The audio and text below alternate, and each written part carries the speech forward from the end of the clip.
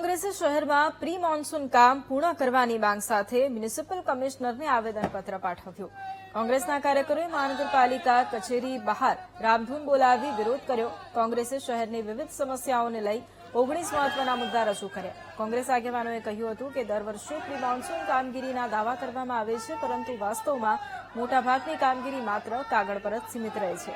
ખાસ કરીને નવા સિમેન્ટ રોડના કામ દરમિયાન ગટરોમાં પથ્થર, માટી અને કોન્ક્રીટ ભરાઈ જવાથી ચોમાસામાં પાણી ભરાવાની તથા રોગચાળો ફાટી નીકળવાની ભારે શક્યતા છે.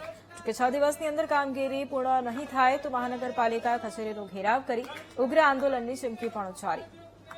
મુખ્ય મુદ્દાઓને લઈને આજે કમિશનરશ્રીને આવેદનપત્ર આપવામાં આવેલું. એમાં મુખ્ય મુદ્દામાં દર વર્ષે પ્રી મોન્સૂનની કામગીરી કરવામાં આવે છે, પરંતુ આ કામગીરી માત્ર કાગળ પર જ રહેશે. કરોડો રૂપિયાના પ્રજાના ટેક્સના રૂપિયાના બિલ જ ઉધારવામાં આવે છે. એટલે પ્રી મોન્સૂનની કામગીરી 100% થાય